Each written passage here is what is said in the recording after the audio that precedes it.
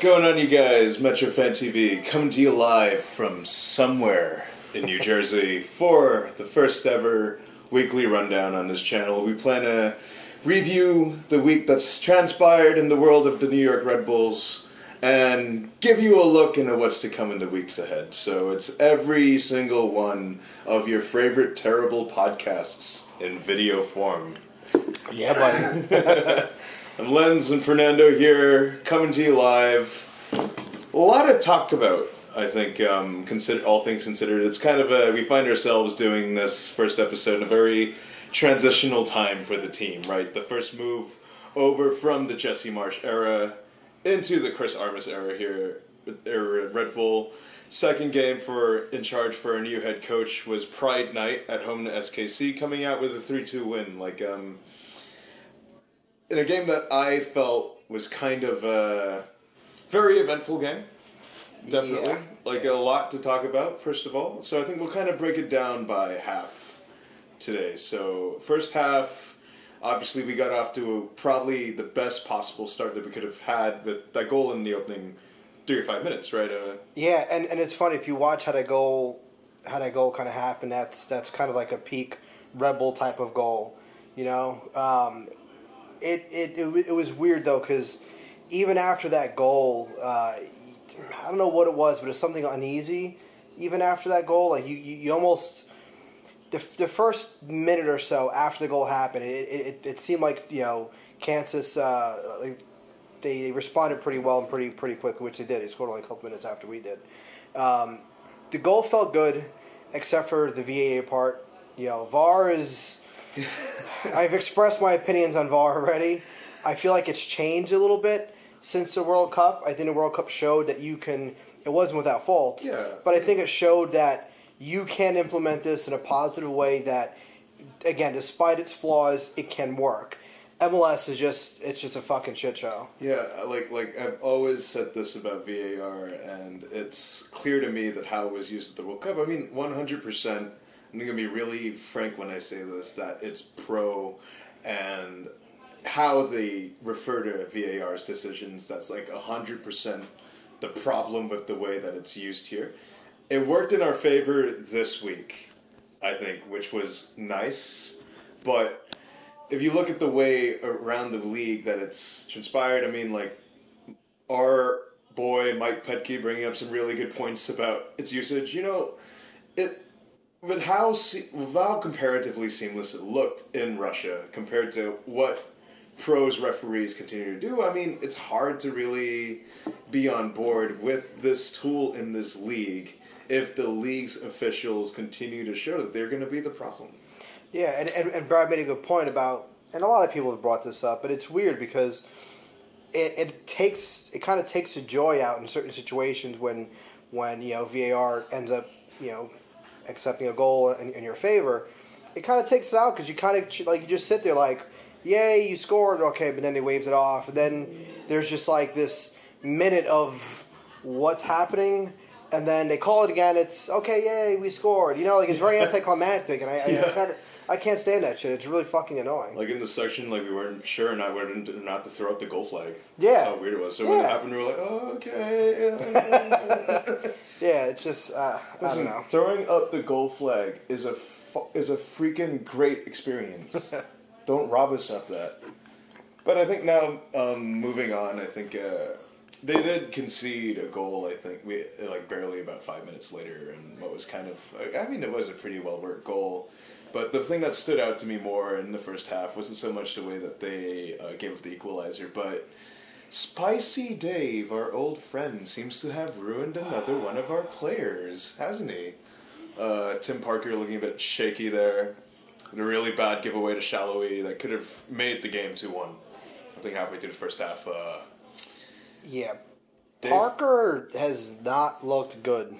He really hasn't looked good for the last couple of games, and I don't know what it is. I mean, I don't know if I mean, I wanna blame, you know, his brief stint with the national team, but there's something else. It almost seems like he's regressed. I don't know if maybe they are changing tactics a lot more than we think. We're just not maybe picking up on the subtle positioning or triggers or something like that. But he just seems off, and he's getting caught a lot more too. I feel he's getting caught a lot more, and I don't know what it is, but there's been about 3 or 4 times now where he's been burned, and he just shoots himself in the foot even more by doing that like weird fucking like sliding FIFA tackle, completely misses, and then whatever asshole's about to score, he's pretty much alone on fucking goal. And we all basically proceed to shit in our pants. And that's happened a lot lately. I don't know what's going on with that. Yeah, I think one possible thing that I can maybe point to is that obviously Chris Armas trying to play a more possession-based game, and that involves pushing Tyler Adams and Sean Davis a bit further up the field. And I think when you break up those sort of 2 low blocks, you lose a lot of the defensive solidarity that demarcated this team's defensive philosophy early on, right? Yeah. Like whenever we lose the ball, like it'd be all right because we'd have the first block of Adams and Davis there to be that first line, allowing Parker and Long to just sort of clean up anything that gets past them. But with how much more they need to be pushing up the field now to do and help facilitate play in the attacking third, like it does leave us a bit more prone to the counterattack. And I wonder how much of that too, I hate to say it, is also because of Lade and Wheel on that side. When you have to deal with Lade, look, I like Lade. He's a great guy. He's had some great moments for us, but I think maybe his time has kind of passed as far as how this team wants to play. And the last couple of games that Lade has played, he's gotten exposed a lot. And on some dumb shit too. I mean, you're short. You're a short guy. Like you're never gonna grow anymore. Like your height is your height. And there's times where he just goes for the header when he's kind of just alone with whatever attacking players going at him. Goes right over his head. Surprise. And now he's got to kind of quickly turn back. He's never gonna catch up. And now you basically just have Parker just scrambling to cover for him. Which sometimes means Long now has to shift over and kind of exactly. And then if Kamar's sometimes maybe too advanced, well now he's kind of getting caught, and it kind of just snowballs from there. Which is why it's so important to have a very, very, very good fullback with how this team plays, with how far up into the attack our outside backs get involved in the attack. You got to make sure you have that guy to rely on who knows that balance of how far can you push the button, but also have that mental awareness to track back. But sometimes it's also the physical ability to be able to track back. And Lade's gotten caught too many times, and I think maybe that might be kind of trickling down, unfortunately, to Long, and maybe making him look a little worse than he's really been. And I think that's certainly why that we looked a lot more defensively solid once Murillo came on the field. Because I mean, the intelligence and the awareness was there. And I think the point and an added point to Adams and Davis being pushing up further up the field is that it wouldn't be so bad if you had Murillo, because he positions himself well and he knows what he can and what he can't do. Exactly. I think Connor's exuberance endears him to the fans, but it's also what kind of brings him back as a player sometimes, because he's such a bulldog and he's so aggressive that he's going to fight for basically everything, even though he might not have the capability to do so. Yep. And that's when he gets caught. That's where he gets caught, exactly. We saw it against New England at home, actually. No, sorry, New England away at Gillette earlier this season, where he just had that one ball that unfortunately sailed over his head and almost led to a goal-scoring opportunity for Revolution. Saw it a couple times here. I mean, Lade has been serviceable the past couple games, but if Amir is healthy, Chris, for the love of God, please play Amir. Listen, unless there is a penciled fucking contract where okay, we just need to go over a couple of specifics, and Murillo's just basically halfway out the door, I'm sorry, there's no justification for him not starting every single game. Yeah. There's none, and that there's I don't want to sidetrack into Armas here, but that's one of the things that I guess kind of make me a little worried. I mean, there's some positives that I've seen in the last 2 games, I think. But at the same time, there are some concerning things. All this talk about possession and more possession, and his comments about why Lade has started and why Amir's on the kind of on the bench. I'm not feeling that. if this team is going to continue to play like Red Bull, then Amir Murillo, as long as he is physically capable of doing it, needs to start. Yeah. No debate, no discussion. I guess we'll shift a bit to the more positive aspects here before we really get bunkered down, I think, into trying to decipher Chris Armis's intentions 2 games into his career. Yeah. But, there were 2 names that stood out to me, I think, at Red Bull Arena last Saturday. And one is the name on everybody's lips right now. Rizza. The resurrection happened, didn't it? Coming off the bench for Kaku in the 60th minute at the time was kind of a baffling substitution, I'm not going to lie. Because on paper, it didn't really make sense to take out arguably our best playmaker for a guy who was maybe a bit out of form, maybe a bit lacking in confidence. But as soon as he came on, like, he showed a lot of that tantalizing potential that had this fan base singing his name in the early part of the season. Yeah, and right? it's a good point, because the beginning of the season, we're like, wow, this is actually going to work out. He had some really good games at the beginning of the season. Very good games. But I'm not sure, unfortunately, the team a lot of times is kind of vague when it comes to injury stuff. Like, they will literally wait until an hour before lineup and say, oh, by the way, one of our guys has had an ACL tear, and he's going to be out for the whole season. But Rizza mentioned in the post-game interview, he talked about injuries. So I wonder if maybe it hasn't so much been that he's just been off or lack of confidence, and he's just been kind of dealing with a nagging injury that we just don't know about because, for understandable reasons, the team's not exactly completely forthcoming with exactly what's going on with the players. Right. So if he's finally in a physical position where he's good, then maybe we start seeing the Rizza from the beginning of the season who was very good. Yeah. If you remember, he was really the starting guy before Flo kind of crept in. It wasn't until Rizza had that injury that Flo inserted himself into the lineup, and then he basically now became the starter. So losing Flo has been really tough. That's definitely one of the talking points in the last couple of games.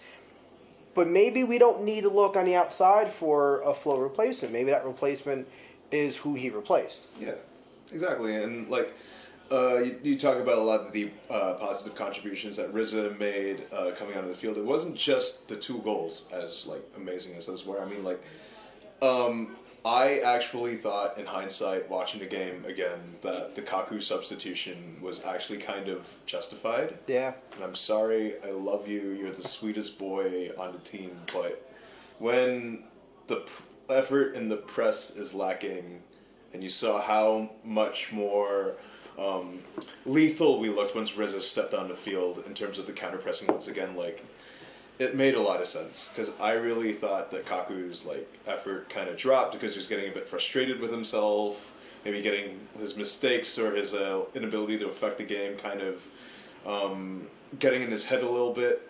And, once Rizza came on, you saw the triggers once again. It was he came on, Adams picked it up, shut down Espinosa once he got pushed higher up the field. Rizza making all these really nice runs, but also pressuring the back line and generating a lot of turnovers. Yeah, He just took the game over completely in the last third of the game. Yeah, that was stunning. There was a very, very sharp, like a visual change completely in how the team played when he came on, and there was a lot of tactical stuff, a lot of tactical changes that happened too. So, I don't know if we should. I don't know if you can really say, okay, it was specifically Rizza who came in who changed it, or if it was really just kind of a combination of things. Formation change, slight tactical change. I mean, at some point in the second half, Rizza actually went from that attacking mid. He actually dropped back, and Adams pushed forward. Yeah. So there was a lot happen, which I like because that showed me that Armis has the tactical knowledge and the details that a lot of the players have been mentioning. A lot of players would keep harping on, Armis, the details with Armis and the details. And I think we got some little bit of an insight there because I'm not sure if Jesse does that. I'm not sure if if one, he makes his subs as early as he did. Yeah. 2, if he subs Kaku out, and 3, if he pushes. I mean, he has pushed Adams further up. He did against Toronto, but that was the only time I think we've ever seen that. And it wasn't like it was like a mid-game wrinkle. Exactly. It was like that was the start. starting. Like Jesse would just like throw 11 guys out there and be like, "Come hell or high water, like this is what we end up doing." Exactly. And kind of stick with one thing. I mean, like. It works 70-80% of the time, but after a while, it's just like literally trying to throw like square pegs through round holes. Right? I don't.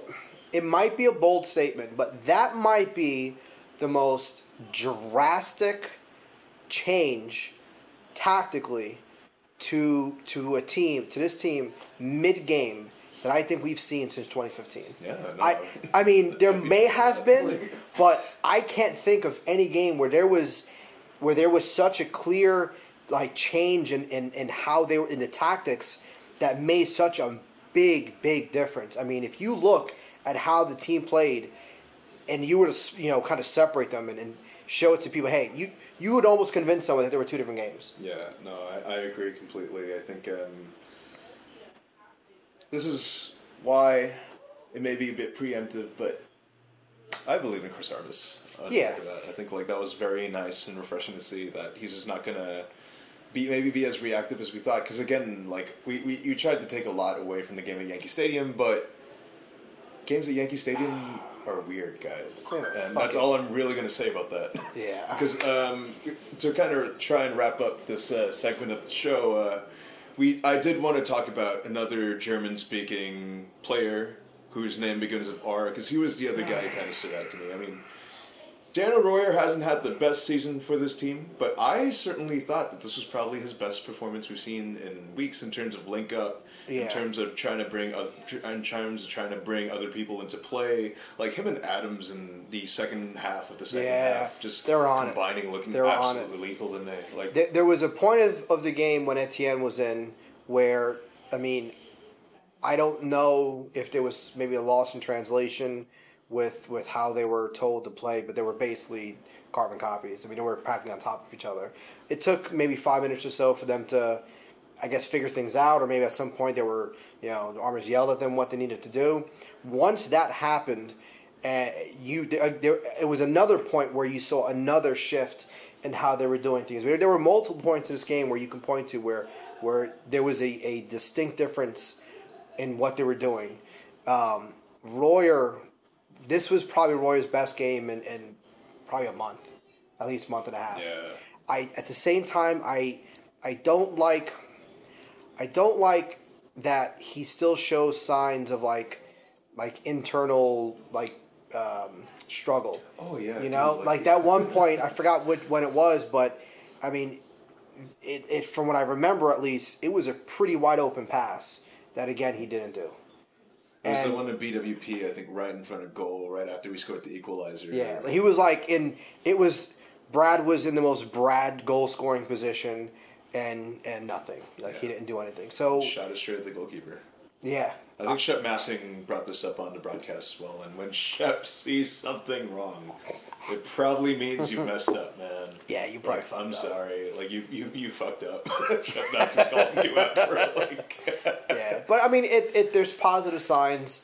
A part of me is still a little concerned because at this point the team has played, if you include, Champions League and fucking the U.S. Open Cup. Thank you, Jesse. I mean, they've played, 22, 23 games at this point already? Maybe a little more? They're 3/4 of the way into a season at this point. And we're only halfway through. Yeah, and it's fucking July. This is insane. Like, we haven't even hit the All-Star game yet. Yeah, I know. And they've played this many games. It's crazy. But I guess where I'm getting at is I'm a little worried with Royer just because, March, April, this time last year, is really when he started kicking it in. But at the same time, in the back of my head, I'm like, well, you're actually 5-6 games in longer at that point compared to last year. Now we're in July, and it's how much longer are you really gonna give him before he really starts kicking, kind of kicking it in. I don't know if. Yeah, so if we're gonna make a deep run.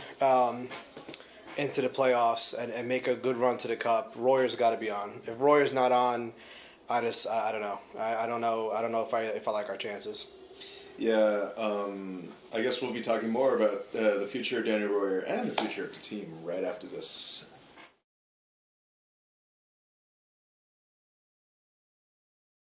And we're back. Sorry for the technical difficulties.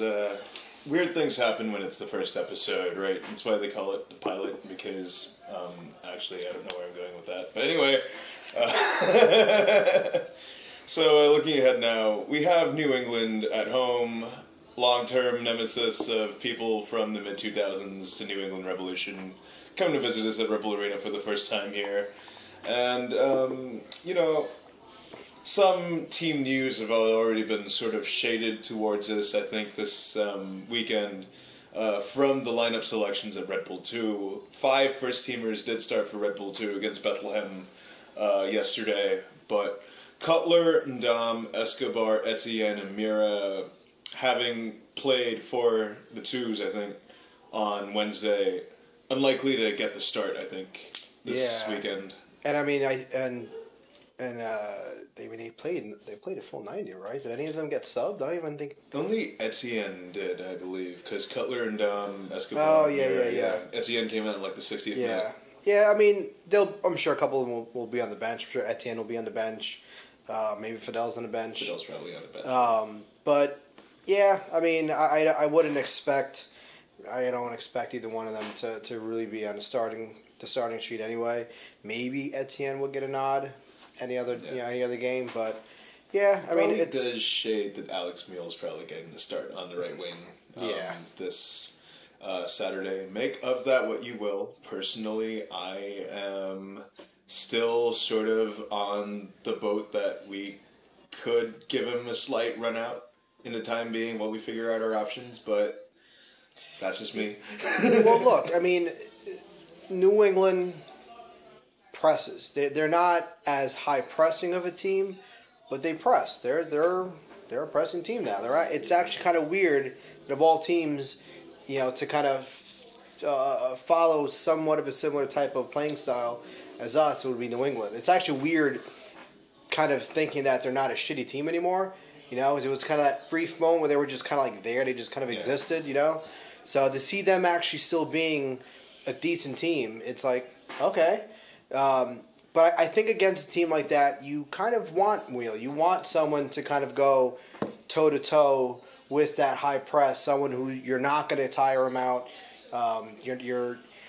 If there's a concern with Wheel, it's going to be if they're pressing him. I worry about his ball control. Yeah. But his defensive duties and his ability to press, I think, is going to be very important for against a team like New England. We're going to lose some, of course, real attacking ability.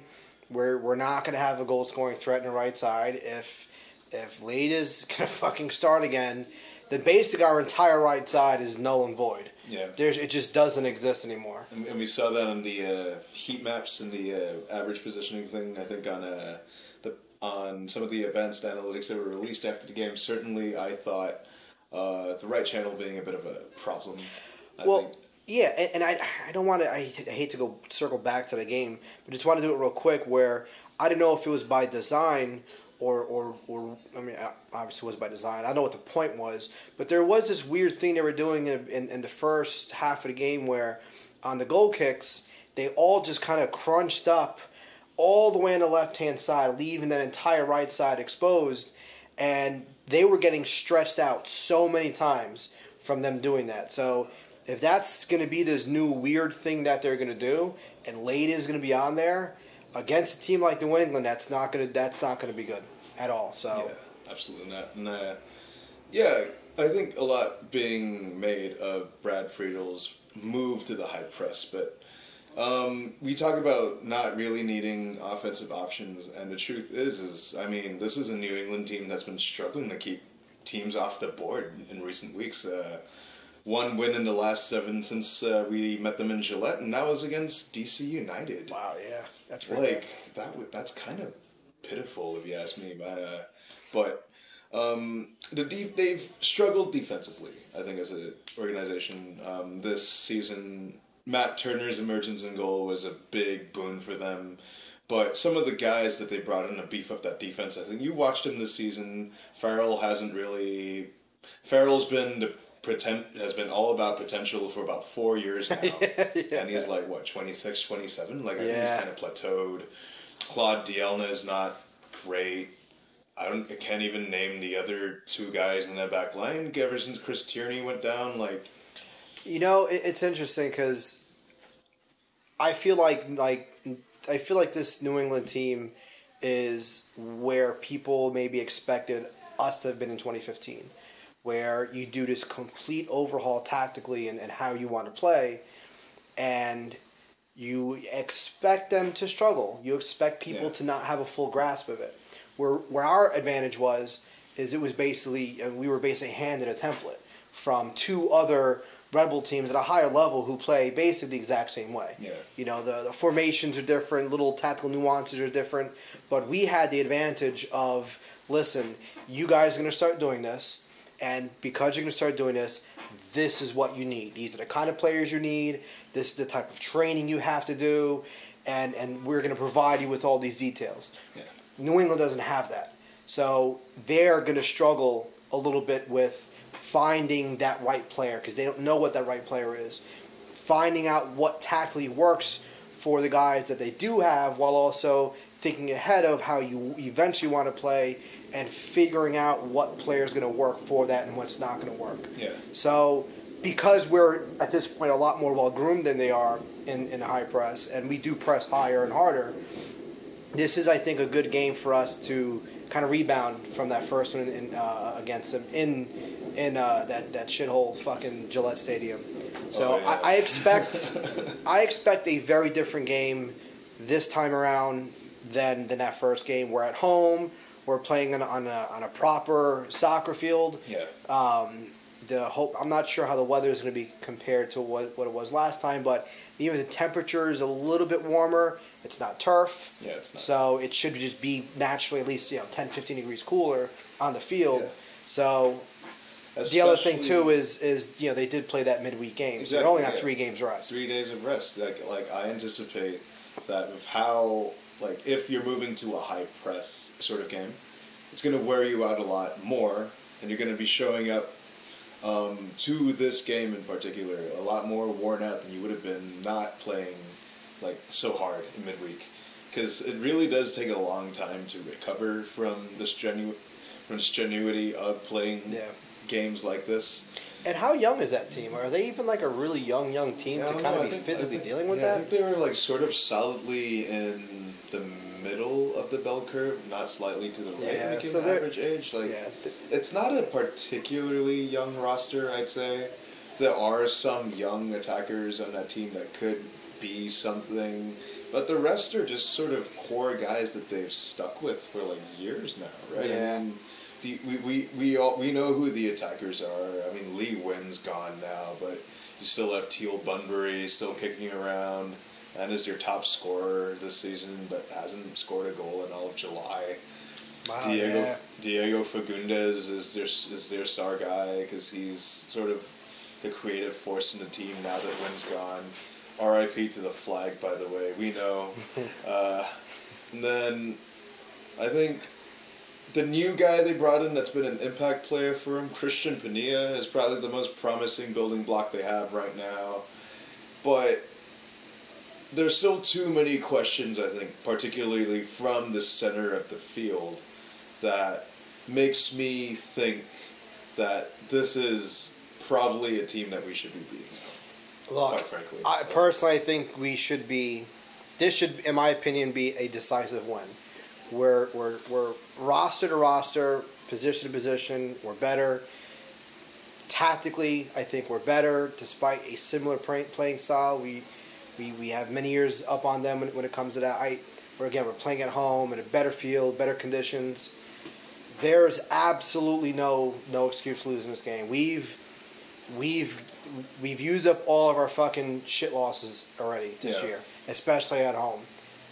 It would be absolutely unacceptable for anything less than 3 points. Yeah. Even a draw would be fucking disappointing. And I'm inclined to agree, but with how good Matt Turner has been this season, and knock on wood and everything, but I could totally see this being a game where we dominate the flow, and the goalkeeper stands on his head to like stonewall us at home. Like, I'm sorry.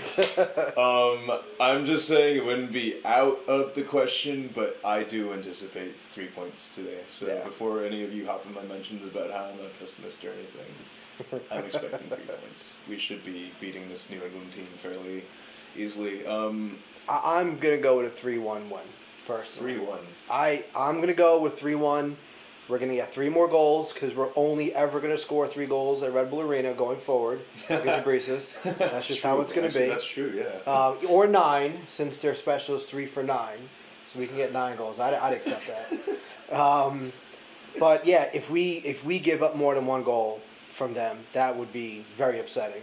And if we can't put at least two behind these guys, then that's I guess the context of the game is also going to play. If we're playing like shit and we squeeze by with like a 2-1 win, I'm still going to be concerned. But if we just dominate the way we should and we decisively beat them 3-1, 4-1, 2-0, or whatever, then I think we can walk out of that game a little more positive than maybe we did in the last couple of games. I'm going to buck the trend, and I'm sorry, Breezes, but I think I'm feeling about 2-0. You know, just a solid, meaningless win in mid-July. So in other words, you mean a solid 2-0 win where for the last, 15 minutes we're shitting our pants if they're going to come back. Yeah, no, exactly. And they're going to hit the crossbar at some point into 15, and we're going to be like, oh, here we go. That's a Metro. But they'll pull it out in the end. I think this team's top to bottom should be good enough to get a win. Okay, we know how good you guys are this season, okay? We've been very positive about it. So, yeah, on Saturday, give us a win, make us all happy. We'll be answering your questions after this. And we're back, and we have a mailbag full of questions to answer. Wow. Yeah, we were...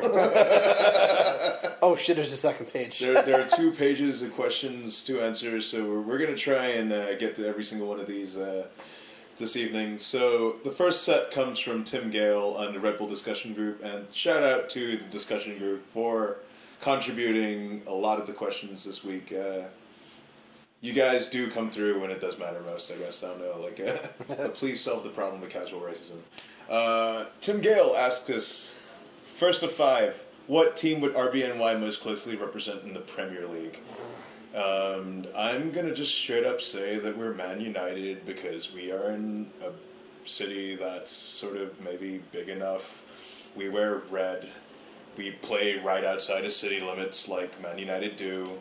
Our traditional biggest rivals are one of the most successful teams in the country, DC United, and a noisy local neighbor pumped up by oil money known as by Etihad called City, who are basically cities. So, I would say we're Man United, and I think that'd be fair to say. Yeah, I'm going to go with Arsenal, and I have a feeling that a lot of people would. And I hate to follow on the whole That's a Metro shit. Well, actually, yeah. But there are some eerie parallels of consistently being almost good enough. Arsenal they're probably the best, almost the best team ever. And we've kind of been like that a lot of times. We've almost been the best team quite a few times. We've almost made it if it wasn't for, 3 inches to the left or, Well, if you're going to go down that route, though, considering that Arsenal have actually won stuff, wouldn't we be Spurs then? Since Spurs haven't really won anything. No. Yeah, you know what? Because I just feel gross. Yeah, you know what? We're Spurs. I don't care about you Arsenal fans. Anyway. It could be Liverpool. They're red and they play a little bit of a high press. Fuck Liverpool. Look at me. Fuck Liverpool. Okay? We done. Now, moving on to a second question. Will the DC rivalry be reinvigorated, now that they have a new stadium specifically built for them? I would say yes if it wasn't for the shit show that's happening off the field in DC right now. It's not a rivalry if the fans literally aren't baying at each other's blood, I feel, and locking out the fan groups from Audi Field. It's kind of a bad look, man. Not only that, I think it starts off in the wrong foot. I get really angry when I fucking think about this. Why the fuck would you have the first game against each other on a fucking Wednesday? True. On a fucking Wednesday. Yeah. Like, I'm even willing to accept a Sunday night. A Wednesday? A fucking goddamn Wednesday again. I don't know. I don't know what. Like, a group of people sat down in a round table talking about the fucking schedule and said, you know what? We're going to put fucking DC United and the New York Red Bulls, who have the longest running real rivalry in the league, or one of. There's probably one or two other ones that are pretty close. And we're going to put them on a Wednesday for the first time ever in this brand new stadium. That decision was made, like, by multiple people. Like, more than one person fucking okayed this shit. Yeah. So, for me, I don't have high hopes. I want that rivalry back, because for people who've been around the team long enough before those blue assholes came in, it was a great rivalry, man. It was really fucking great, and it was great because it was on the field shit. It wasn't stealing chairs and putting fucking stickers on billboards and stupid little kiddie shit like that. It was real heartbreak, which is, by the way, why we will always, our rivalry with DC United will always be better than City, just for that one reason. Yeah, I mean, there's real heartbreak. That's where the real anger comes from. We're not arguing about maps here. I mean, the Hudson County line is a social construct, like. Yeah. So yeah, my take is until the league puts the rivalry in a position to be a rivalry again, I don't see it, unfortunately. So the third question: what's the best beer in RBA? And I can give you this one straight off the bat. I don't drink at RBA, so none of them. Yeah, I try not to. I'll share a beer with the wife once in a while. This Southward Ale is pretty good. I've never had it. It's actually, I think it's pretty good. But I mean, paying $14, $15 for beer is fucking crazy. Yeah, so. seriously, like you can go down to Cork, like right next to the. The best beer is going to be whichever one's like $10. Yeah. Fuck that. You go to Cork next to the Harrison Path, you buy 7 tall boys for that money. Yeah. You'll be shit-faced. Anyway, what's the best food at RBA? Balls up. Recess. Next. Finally out, is it acceptable to wear a hockey, baseball, American football jersey to a soccer game? I always laugh when I see it. I don't really care too much about most of these other sports to really have an opinion. If you're repping the New York area, I'm not going to tell you how to be a fan, I guess. Except for Yankees. Nah. You want a successful brand, so rep the Yankees. You got to show 27, right? I think, like, as long as it's not like another MLS team. Yeah. Or I guess, like, even if you're a visitor from another team, like, wear a fucking hat or something. Don't go like an asshole wearing a fucking, Eber jersey or some stupid ignorant shit like that. Like, fuck off. You're wearing an Italian jersey or, I don't know, a fucking Man U jersey. Like, the way I look at it is this: you're there to support the Red Bulls. Like, wear our fucking shit. If you're not going to wear our shit, then let's let it be another sport. Or if you're just there as a neutral, just wear something, just wear what you normally wear. You got to be comfortable after all. You're going to be there for, 2 hours sitting in the sun? Yeah. Some people are super passionate about it. I'm kind of like, whatever. Yeah. Except for the occasional City fan and Cosmo fan that goes there, like, just totally fucking... Anyway. So, next set of questions coming from Matt Robertiello, also from the discussion group. So, bigger worry for the second half of the season, thin midfield or thin back line? And I will probably say it's the midfield. Because the back line, I mean, you don't really carry too many defenders, in my opinion. Like, we're pretty deep at center back still, and I think people kind of forget about that. Our fullbacks are a bit more of a questionable position, maybe, but when you compare the drop down, I think, from Florian Velo to perhaps the next option on the depth chart remains to be seen. But I feel a bit more confident in the backline depth because we know what the drop down from, say, from Aaron Long to Fidel Escobar or Hassan and Dom from Tim Parker is. You know, I mean, we're very deep. But see here, so my opinion is actually going to be the back line. I think we're fine on the center back. I have very little worries with the center back depth. My only worry with the center back depth is where certain players are kind of ranked in there. Like, I love you, Colin, but you should not be the third in line at all. But I'm confident in their center back depth, very confident. I'm not confident in the outside back depth.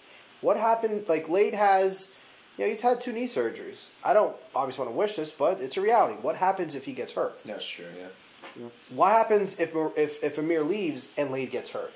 Who goes in there? Cutler? I mean, I'm okay with. The thing is, I'm okay with Cutler, but okay, let's say Cutler goes in there. Well, now what happens if something happens with Taxi, or what happens if he needs rest? Now who goes in there? Yeah. We are super thin on the outside backside, and I don't think we have any real immediate answers. I think someone like Cutler could step up, but a good high level replacement, I don't know. And to bring in someone, it's tough because they need time to learn the position. Yeah, but I think where it comes to me being a bit more concerned about the midfield is that the right wing is going to be kind of a question mark for the rest of the season until someone steps up. But we also do have guys coming back, which might ease things a little bit. There's also the option of kind of shuffling that midfield around to make things happen. I mean, you could easily put Gakpo on the wing like he was in Huracan. You could put Rizza up in the 10th spot. I mean, you can put Adams as a right wing back. I mean, you could put Davis out on the outside like it was last year. I feel like in the midfield we have enough dynamic players where you can kind of shuffle things around to kind of make things work.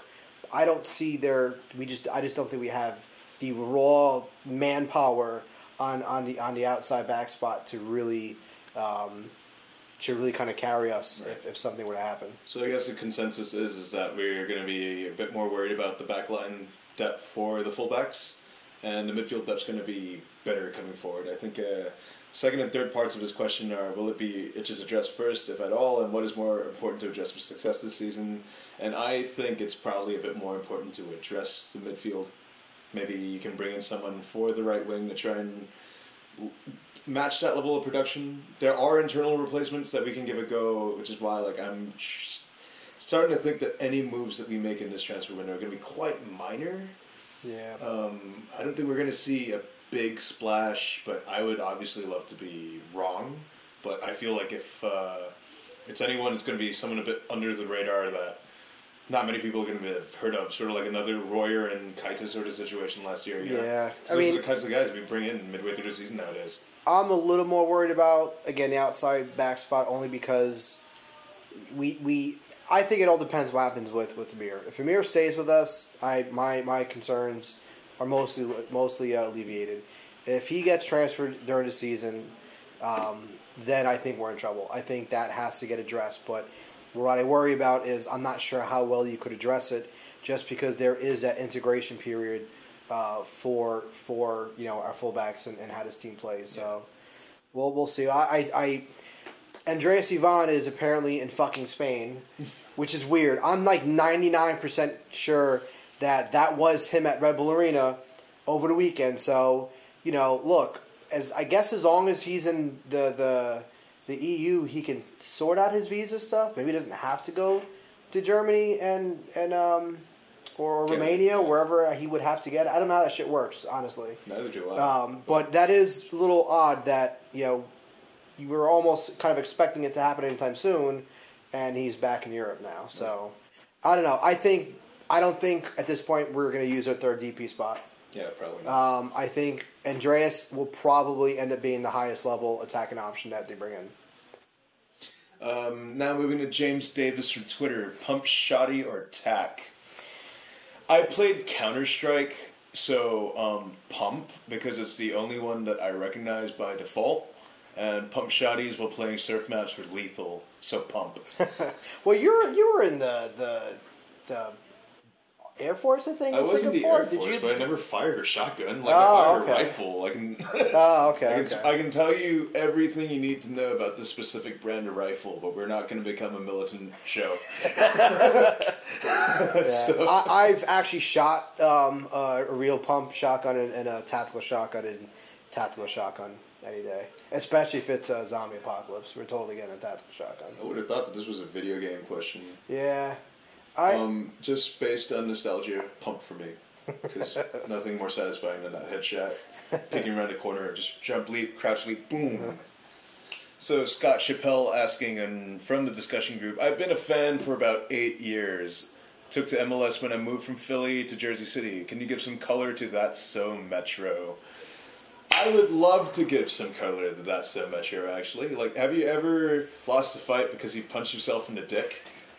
It's a bit like that, you guys. So yes, you're right. You know, in terms of getting close. There's to trophies. So many analogies to this shit, man. Fuck, I don't even know where to begin. Yeah, it's the idea that over the course of this team's 23 years of existence, they have come very, very close to winning something or being put in a position to finally win something, and it not happening over something just like fuck.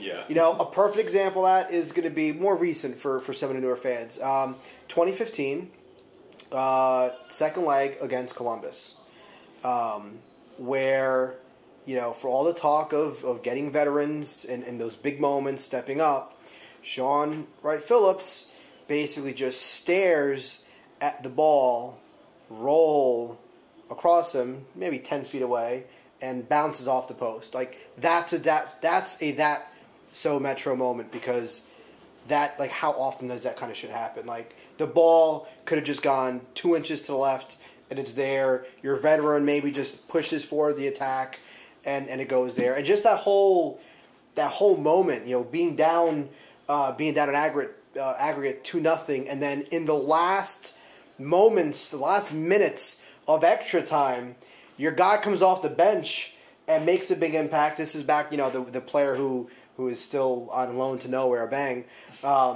where I think he scored the first goal. He scored the first goal, and then Brad hit the post. Yeah, like that's kind of a That's So later. Metro moment. Again, it's just this reoccurring theme of, like, just something kind of just ignorant and just fuck happening. Yeah. That just puts us out of it. It's not just losing; it's losing in agonizing fashion in the most mind-fucked ways, and also preventing yourself from coming back from those situations in the most mind-fucked ways. Yeah. It's the only thing I can really say it's all about. But, you know, you'll get used to it. and just to add, it's also like, you know, there's so many times in games where we've been the better team and we still manage to just fuck it up in the most spectacular possible fucking way. Yeah. Like, it's like a Hollywood movie type fuck up. Yeah. Oh, man. It's depression season now. Take a quick break. We'll be coming back with more questions after this to recuperate. Now we're back with the second half at the mailbag. Very full mailbag here today, so thank you once again for all your questions. David Marrera on Twitter asking, we need a goal late in the game. Free kick at the top of the box. Who's taking it? Tough one. I'm going to give you two answers. Serious answer, either Kaku or Kamar. Joke answer, they recalled Revs from Colombia, like, towards the end of the game, and purposefully try and delay the game for the 11 hours or so it's going to take for him to get back from, I think, Bogota back to New York, and they're going to start the game right there. He's going to put it top corner. The only other goal he's going to score all season is going to be that goal, and he lifts the MLS Cup as a champion. Legend. Yeah, I would have to say, I mean, the person he's done it is going to be Kamar, you know, in a big moment against Mexico. Or Kaku, yeah. And I really don't know anyone else on the team who can kind of bang those. Unless we get Ivan. Yeah. We get fucking... That's all he's going to do. He's not going to score one fucking goal at the run of play. He's going to fucking score like 30 goals in like 3 seasons, off and just fucking golazos like 30 yards out. If you haven't seen this guy's highlight reel it's like free kick porn. It's, Go watch it as soon as you can. Like, you know fuck what, you, Gio. you know what FIFA, like, there's those little games you play before the game starts, and one of them just like the free kick challenge. Yeah. That's exactly that. what it is. That's all it is. It's just scoring bangers. It's like, crazy, man. I'm excited for that. So now another question from another David. Your name was in Cyrillic, but I think it translated to David. So if I got it wrong, I'm sorry. What the hell are we going to do with the right midfield? And when are we finding a replacement for Royer? Ooh, that's a hot take. Well, we're not finding a replacement for Royer because I think he just re-upped his contract, but we might trade him after next season. Danny, if you ever watched this, I'm sorry, but it's true. I mean, we're coming up in that golden age 30 where we start to see guys get moved on. What we're doing at the right midfield, I honestly think that we've talked about it today. We're going to be replacing it internally. We're going to be trying some of the options that we have right now. And if anyone gets brought in, it's either going to be a call-up from Red Bull 2 or it's going to be something like Andreas Ivan.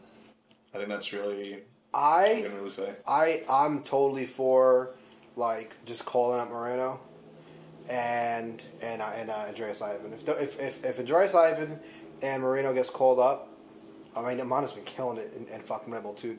I mean, absolutely been killing it. I would honestly be okay if those were just the only two attacking options we did.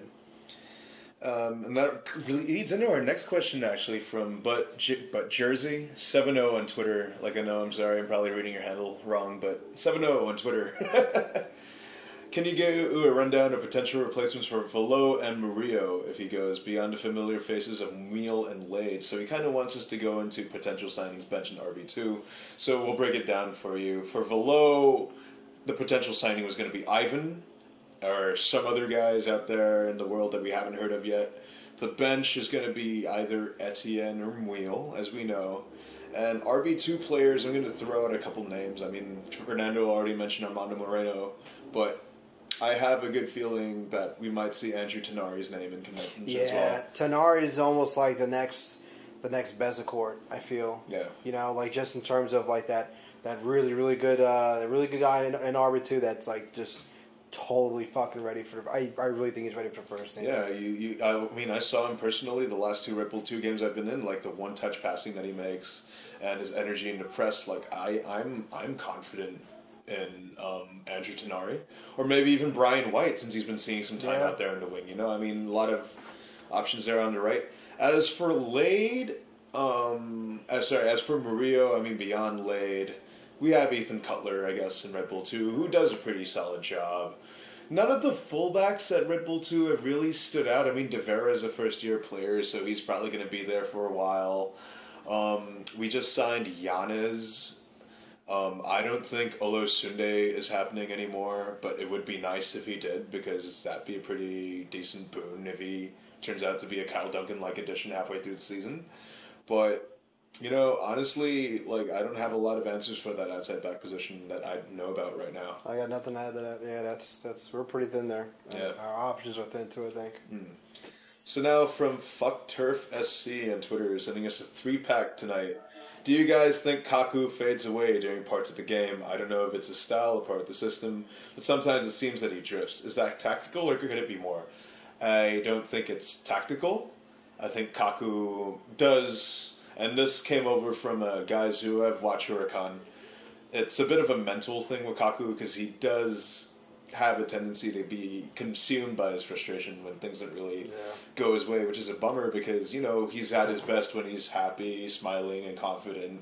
But sometimes, you know, little bumps don't really go his way, and, you know, he gets knocked off his element a little bit. I think maybe part of that, too, is just kind of that learning curve. You know, if you know, his English is still not that well, you know, it's hard to gauge where he really is in the understanding of how the team wants to play. You know, it is a complex system, and there are always multiple changes throughout the game. So, I mean, it could just be something as simple as everyone else is kind of changing, you know, their tactical stuff, and maybe he's not fully understanding that. He just gets kind of flustered and kind of just doesn't know what else to do and not on the same page with other people. I'm also going to argue that he is very, very, very he's missing flow. I think Velo is a big piece that we are missing now on the right side, because you've essentially completely cut off the right side of his attacking options, because you don't have Amir overlapping, you don't have Amir pushing up, and I like Wheel, but he's not the most attacking. His spacing's a bit weird with Wheel under. Yeah, so like I feel like the frustration is going from I always know where Velo's going to be. I always know where Warrior's going to be. I know where Brad's going to be. I now know where Taxi's going to be coming in. I know where Amir's going to be. To now, I have no idea what the hell Lada's doing. I have no idea what the hell Wheel's doing. I basically don't have anything there. And you could see teams kind of stuffing us a little bit more, and he just gets flustered. So I think it might be a little bit more than just like a mental thing. I think part of it is going to come down to personnel and tactics as well. Yeah. So now he's asking, can Rizza and Kaku play well together, or do they play similar roles in the midfield? Rizza played a bit deeper earlier this season, while Sean Davis was kind of running the point as the number 10 before Kaku was integrated. So I think there is potential for them to play together. But the problem isn't so much playing Rizza and Kaku together as much as it is who do you sit to play Rizza and Kaku together?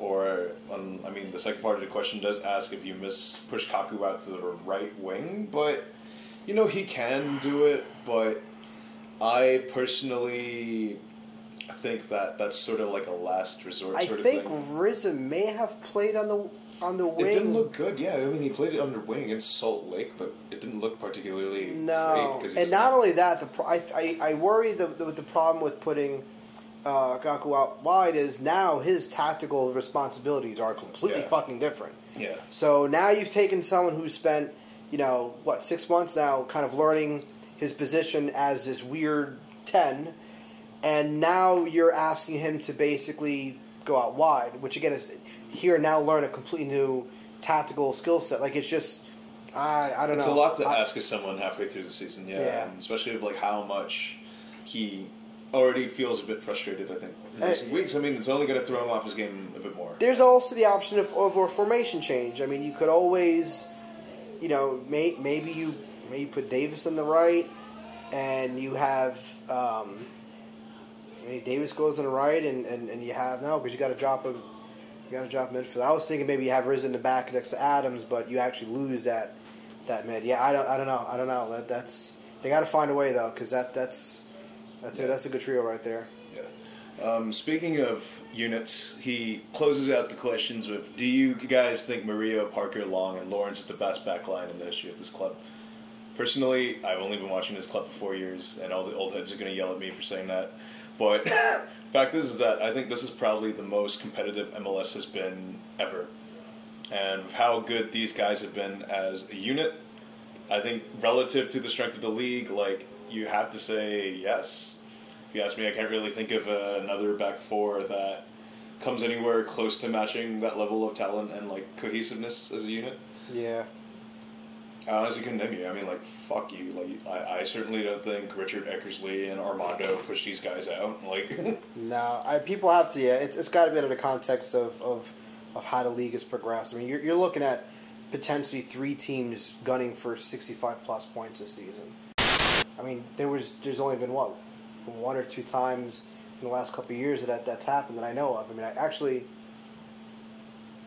they're not even. 2015 was 60. 2016 was 60 points. Yeah, Last year was 60 something. We're on pace for a club record total. Yeah, but you're looking at a lot of teams 60 points. You're looking at a 60-point team being a mid-table in the East or West. The league is significantly better at this point, and I don't. You got to kind of think of it relative to the competition level. I don't think a lot of those guys would have fared too well against guys like Joseph Martinez or fucking even Chauncey. Oh yeah, no, definitely not. Like a David Villa or Quintero. Can you imagine that shit? Richard Eckersley going up against Almiron? Yeah, no thank you. No. So to cut a long story short, yes. Luca Corporente from the discussion group actually asking, if Murillo goes away, do you think that his replacement should be a good name? And I presume by what you mean by good name is a big name player. I don't think it's going to be. I don't think it should be, because there are internal options that I think they're going to be trying to develop name to get comfortable with right now is Alan Giannis, I think, who probably, I think you mentioned, looks a bit closer to Murillo on the scale than, say, a Nico de Vera, right? Like, I think he's a bit more first-team ready than we might be anticipating, and it's going to be quite good to maybe see him get minutes further down the line. But, you know, we also do have Cal Duncan coming back next year, and that's one guy who can step in for Murillo, you know, I mean... And not only that, but going after the whole name thing is just not what the team does at all. They really don't. I mean, they spent a little over $6 million on a player who is an amazing player, Gaku, but realistically, if you don't watch the Argentine Premier League or Superliga, you probably didn't know who the fuck it was. Yeah. So those are guys that they're going to be going after, Amirs and guys like that. Alessandro's probably would have been the biggest name replacement, really, just because he's got the ties to Man U. Yeah. But outside of him, it's going to be an internal replacement or a guy like Giannis. Yeah. So Peaches from View from 202, a shout out to View from 202, asking us what are your biggest gripes with the system?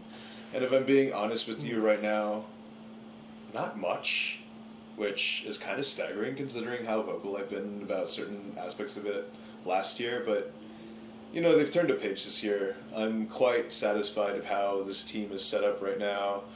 Maybe my biggest gripe with the system in terms of the organization's coaching philosophy is that I kind of don't like how there still seems to be a very set depth chart that doesn't really provide a lot of competition for places. Yeah. So it'd probably be that. I think the head coach should probably look more towards having guys fight for their spots and fighting to keep their spots. We might start seeing signs of that. I mean, apparently Amir has to fight for his fucking spot now, which is mind-blowing to me. That's an absolute mind-fucking and a half. So we might start seeing that. If I have one gripe, it's something that I don't even think is fixable. It's it's both fortunate and unfortunate that the way the team wants to play is how they want to play. And whether someone agrees with it or not, it's irrelevant.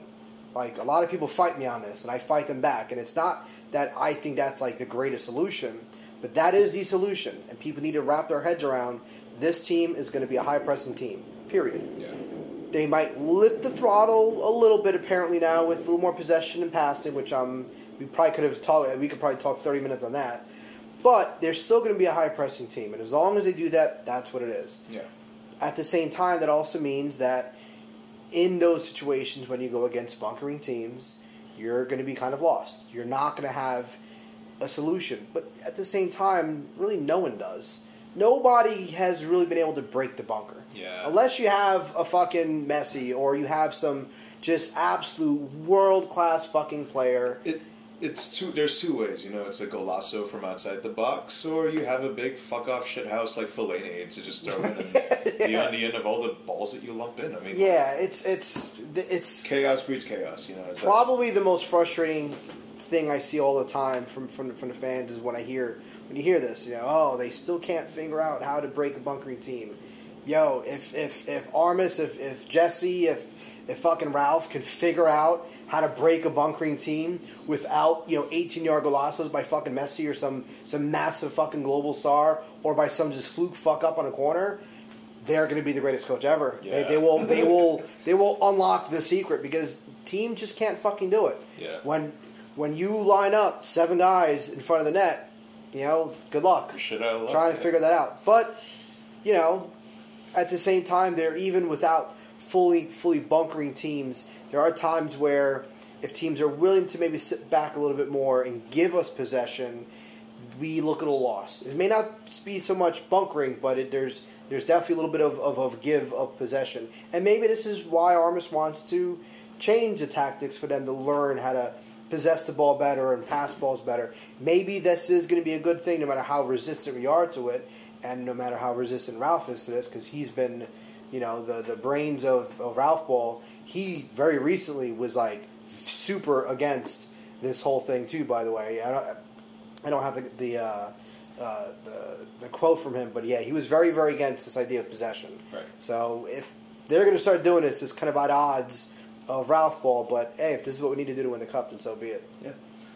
All right, so Alex Sassaroli sending in a question as well. Where do you see the biggest spot for improvement in both the roster and the org as a whole? I mean, I think we've talked about it at length this evening. Fullback. We need a lot of fullback depth, and you see it a lot with how now they should bring in more guys who can play both fullback positions and trying to convert people over to that. I mean, I think that's probably the... If I were to tweak the question a little bit, I would if he would have asked, where would you like make a big move or a big addition, we desperately need striker depth. A striker, actually, that is true. I actually think we need striker depth more than we need fullback depth, because at least we can sit here and say, okay, if this happens, it's kind of a stretch, but it's doable. You can call up this guy, you can call up that guy. It may not be ideal. You can move this guy, or you could fucking put Adams as a right back. True. In absolute, the house is fucking burning, save my bedroom type situation. We do not have a replacement striker. I love Etienne. He's got heart. He's a good player. He's almost there, but he's not a viable backup for Brad. Yeah, no. He's not. He does everything right up until it comes time to put the ball into the net. Yeah. Too many shots right to the keeper. Too many. Why didn't you shoot? Or it's just he just needs to clean up. And unfortunately, I don't know how much time he's going to have to do that. We don't have that Gonzalo Verón to come off the bench and kind of seamlessly come in as a backup. Last year I felt very comfortable where if you would have just said, fuck, we're going to give Brad a day off and start Verón up top by himself, even though he wasn't traditionally a lone striker in his career, I was comfortable with it. Yeah. And he proved himself. We don't have that, man. Like, I don't know what the fuck they were going to do if God forbid something happens to Brad. We're shit out of luck. Yeah, maybe that's why he probably ends the season if Brad goes down. Like you can forget about any aspirations. Yeah, and it's crazy because I feel like every position we have covered, except that. Striker, yeah. And that's where you get your goals. Yeah. So now I think to close out today's round of questions, Andre asking us to talk about Chinese chicken wings, and we only have so much time to talk about these things on the show. They're fake news. They may be delicious, but they're fake news, Andre.